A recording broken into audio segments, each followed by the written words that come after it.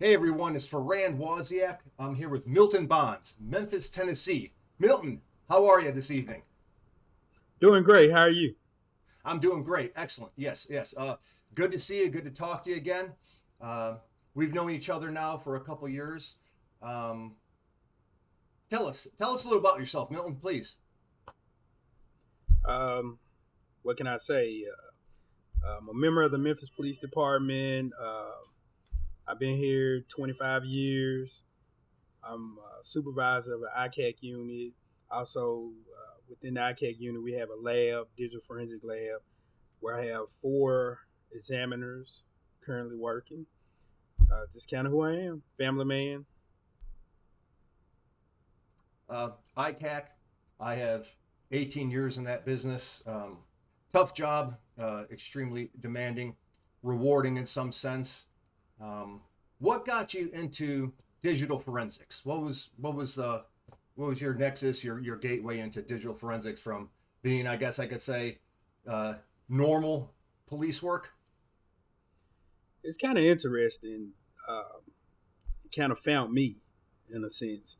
I started out working in the when I was in investigation, started working in the sex offender registry, and I kind of wanted to get out of that area and move to homicide. But at the time, I just didn't have the time to get the position, so I ended up kind of making a deal to come to the ICAC unit to work and the way we kind of work with our ICAC unit, if you're going to be an investigator, you also got to be able to do digital forensics.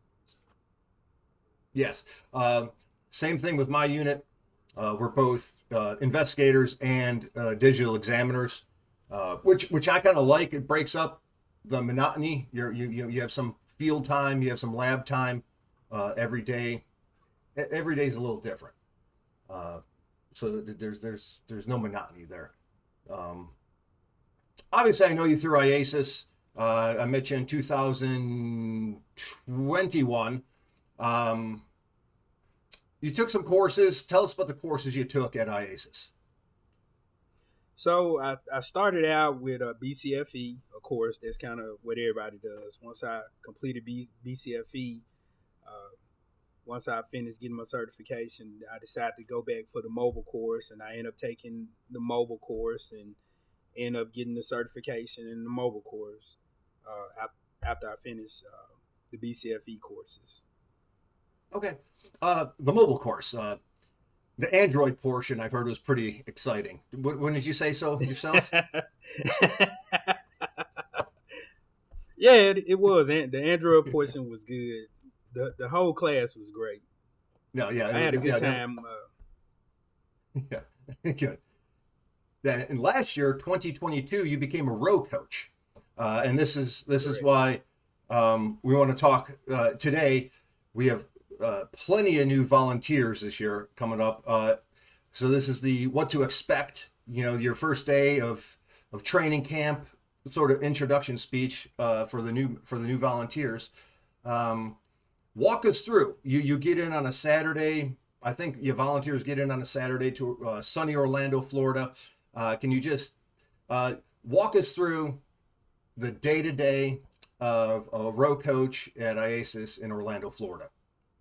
Okay, it was interesting. It wasn't what I was expecting. I was thinking, I was gonna come and wasn't gonna be a lot of work, but it ended up being quite a bit of work. But it was fun. So the first day you get there, when you arrive, there's a all call for anyone that's there to come and help, kind of set everything up. So the Saturday when you get there, you're helping with equipment, moving equipment around, getting the room set up for the students, and once you finish that, then you have some downtime and kind of you're able to relax at that point. Uh, Day two, once everyone's there, we meet, kind of discuss the plan going forward, how the classes are going to operate, what your exact role is going to be for the course, and exactly what your assignment is. And then we finish setting up the stations and the different classes for the students. That that classroom for BCFE is incredible. It almost like you're part of a mega church or a concert's about to happen, with 350 seats maybe in it. It takes up the whole auditorium. All the flags, all the flags of all the countries that are associated with ISIS. It's something. It's something very incredible. We have I guess on Sunday morning, we have the brunch or the lunch at like 11 o'clock for the intros. Everybody goes through and, hey, I'm Farand, and, I'm doing this. And then right into the setup. And of course I think we may be changing colors. I think we're going to a gray this year. Rumor has it. But then you have, Oh, okay. you get your outfits, you get your swag, which is, maybe a backpack and a mug of some sorts. And then you do your duties, and Monday morning begins. Monday morning begins promptly, I think, at 8 a.m., correct? No, for the students, yeah, but not the coaches. Exactly. Yeah, exactly. It's a solid 12-hour day, maybe longer with the labs if you have to pull lab duty with BCFE. Isn't that correct? Oh, it can be longer than 12 some days, because you want to make sure that you know the material, so when the students are asking questions, you're able to help them. So a typical day starts depending on what time you wake up. If you want to get up and get breakfast, it may start around 5 a.m. for you. Once you get up, you have breakfast, and then we're going to meet ahead of the students. So you're going to be there probably about an hour before the students get there, just getting with your team leads, making sure that everything is together and you're prepared to welcome the students into the class. So how does that work? You mentioned team leads. How does that work with the breakdown? So is it a police structure where you have lieutenants, sergeants, and then road deputies, so to speak? Where what's the breakdown with that? So, like I said, last year was my first time experiencing, and I really didn't know what to expect. But once I got there, Zubin pretty much gave you the layout. He gave you the nomenclature as to how things were going to be done. So it's broken up into different sections, and each section has a certain amount of row coaches, and you all report to someone that's over your section. And pretty much they're going to tell you how things need to be set up, how things are going to be ran, and then you're going to be assigned a specific number of students. And I guess it depends on the number of coaches that are available, how many students you're going to be assigned. You may end up helping students that are not assigned to you, that are just in your general area. It just depends. You may have two particular rows that you're responsible for, and then a student from another row may need help, or their coach may be tied up, so you may have to go help their student.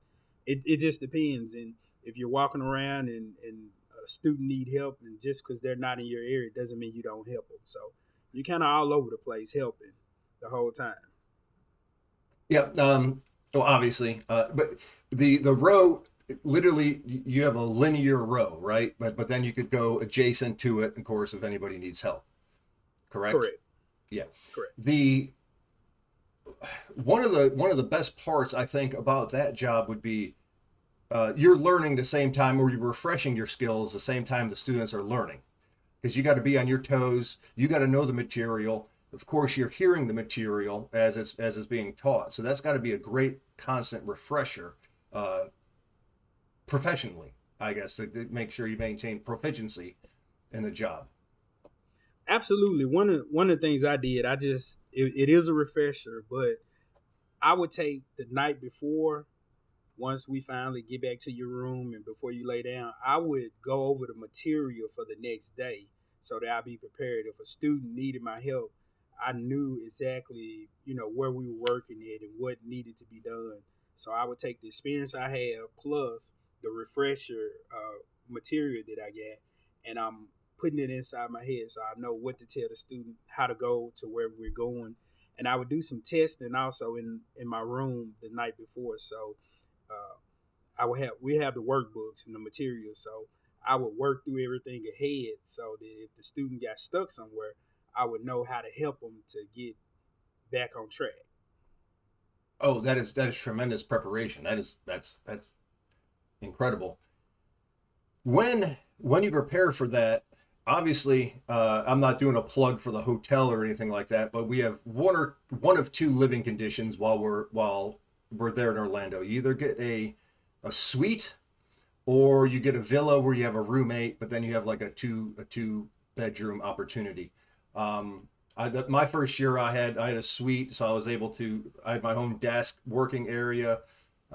You're isolated, and then I also had the villa situation, which is also nice, but then you have a roommate situation. Both options are available for the volunteers, um, which I feel is which is great. You know, families can come down, they can visit everything. A lot of people bring their significant others, their kids and stuff like that. It is Orlando, Florida. They have a theme park, I think, in that town. It's a Six Flags or something, but mouse, I don't know. But so there's things to do for families. There's a Wawa there. If you're from the Mid-Atlantic, you can get your subs and your Wawa coffee. It's a little pocket for that gas station. But the other thing too is that the going back to the day to day. So say your work day starts at 8, like you said, you may get up at 6 o'clock in the morning. They have great coffee. They have that good Italian coffee that's the Lavazza or Lavazza, fantastic coffee. We have the snack room, so you can get your snacks, your refreshments. Maybe an hour for lunch, and it's a strict 1 hour, especially for BCFE.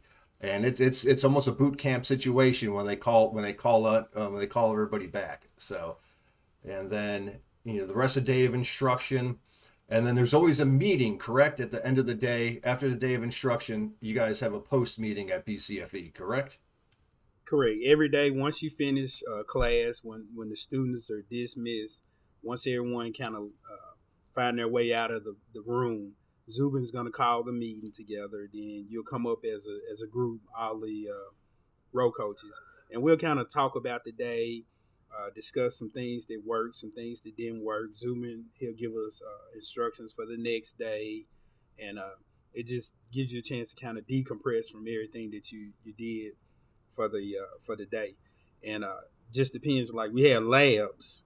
That's the other thing. So after we break, then you got an opportunity to grab some dinner before you go to the lab. So you may have 30 minutes to an hour in between time before the lab start.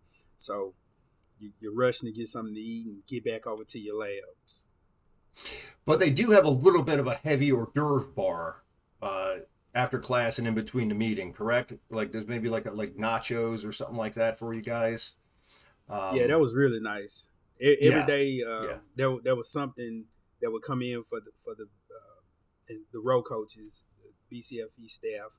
So that was pretty good. It was something different every day. Yeah. Actually, incredible hamburgers. You wouldn't think make your own hamburger would be so good, but at 5 o'clock after a long day, I'm telling you, it just tastes right.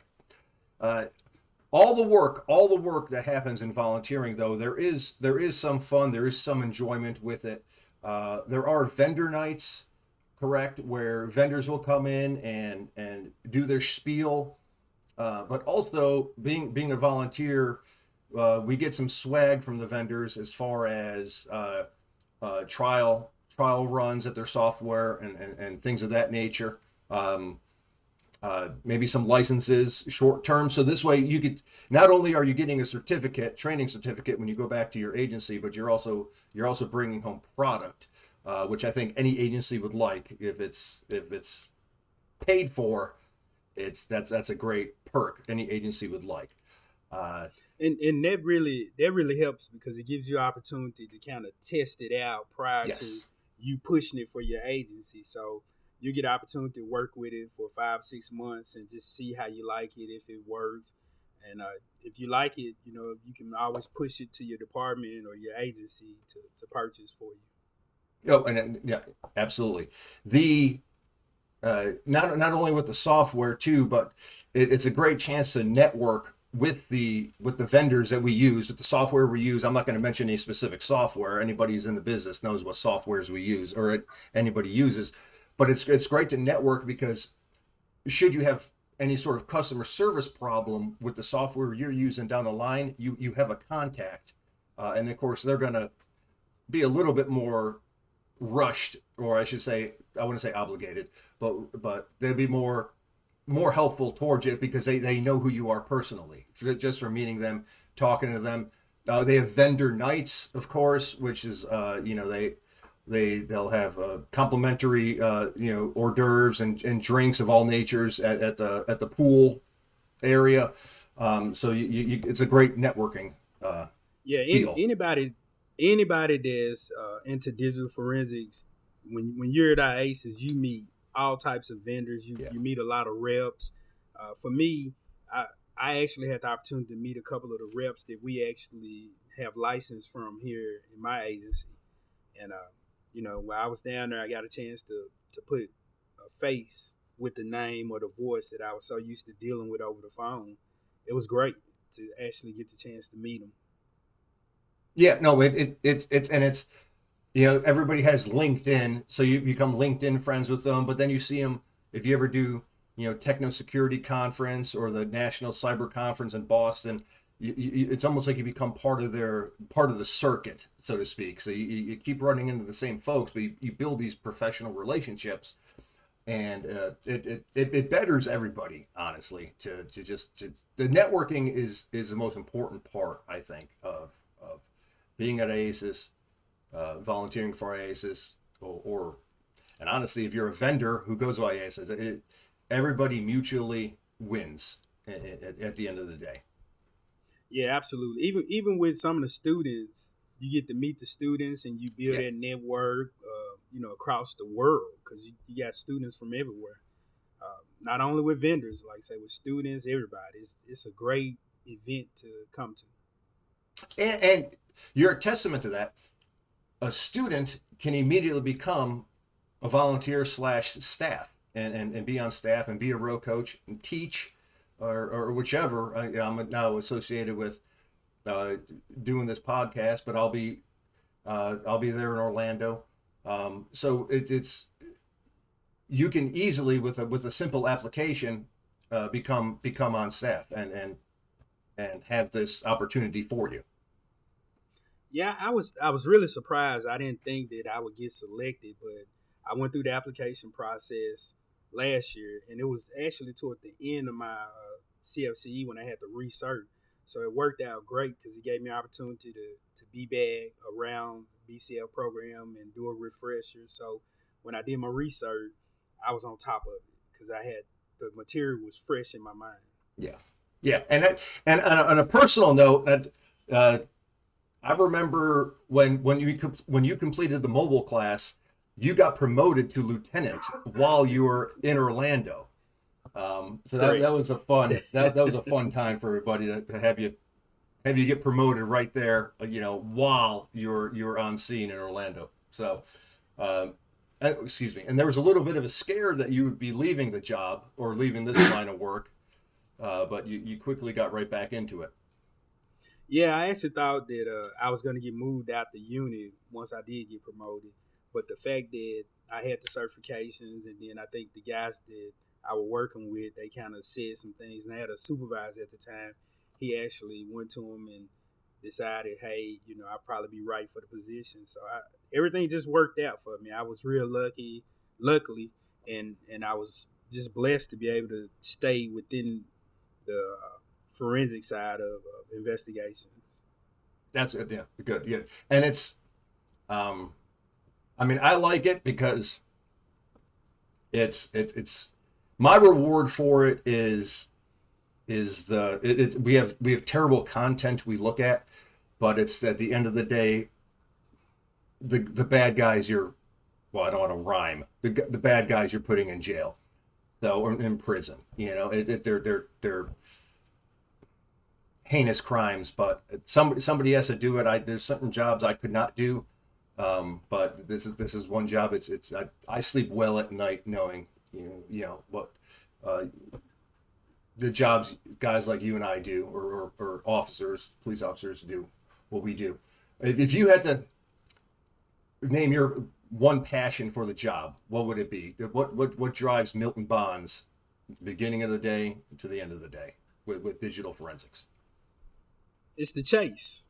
It's the chase. Every day is something new. I know, a lot of people think once you get certified, that's it. You know everything, but that's not the case. I work with other CFCE certified examiners, and like we push each other every day. They may know something I don't know, and we're doing exams. We go behind each other, check, and we just talk to each other. So catching the bad guy using digital forensics is the most rewarding part. It's just the chase of it, trying to find them. It is. It's funny how those zeros and ones come together, and how you could piece things together with that. And also, like as you said, in testing and in classes, you might feel a sense of isolation, but there's a constant collaboration between coworkers. Like, hey, I'm stuck at this point. Do you see something I don't in this? Have a second set of eyes on it, and then they can maybe just look on, shoulder surf you, and see something, and then and just that you're not seeing, and that's teamwork is huge with this profession. This way, Absolutely. It's and that's why we have peer review and all that good stuff. But there's been many a times where you can't get a hard drive to image, and you're like, what am I doing wrong here? And it's just there's always something you're missing where somebody else can be like, no, you have this filter on, that's why it's not doing that. You're like, oh, that's right, because of my last exam. Milton, anything else on computer forensics before we start talking about which barbecue's better, Memphis or South Carolina's? No, I think you pretty much hit everything. I would say just the class and IACIS, everything is exciting. I'm loving it. I'm looking forward to being down in Orlando and working with the new students and volunteering. It's just it's rewarding. I'm just excited, ready for the time to come. Absolutely. Same with me. Cannot wait to be there. Can't wait to see you again in person. I'll bring you some of our South Carolina barbecue sauce if you bring me some of that Memphis stuff. Now, they sell it in the grocery stores here, but I think it's just like Kraft Foods makes it. I don't think it's authentic. But I'll bring you some locally owned South Carolina barbecue sauce, and just do with it what you want. That's all. Okay. Yeah, I think South Carolina, is that where they got the white barbecue sauce? No, that's Alabama. That's NCFI. Alabama. That's Hoover, Alabama. That's where College barbecue. Okay. Yeah. I remember seeing it somewhere when I was traveling. Yeah, no. We're vinegar based, mustard based. That's South Carolina. So, but I'll bring you. But also, I'm originally from Western New York, so I'll bring you some homemade chicken wing sauce too. From New York. Yeah, okay. Buffalo. Yep, born and raised Niagara Falls, New York. Moved to South Buffalo? Carolina. Yep. Okay, one of the guys in my office, he's from Buffalo as well. Yeah, and he probably said the same thing I did. I gave up 7 months of winter for 3 months of a hellish summer, but it's better than 7 months of winter.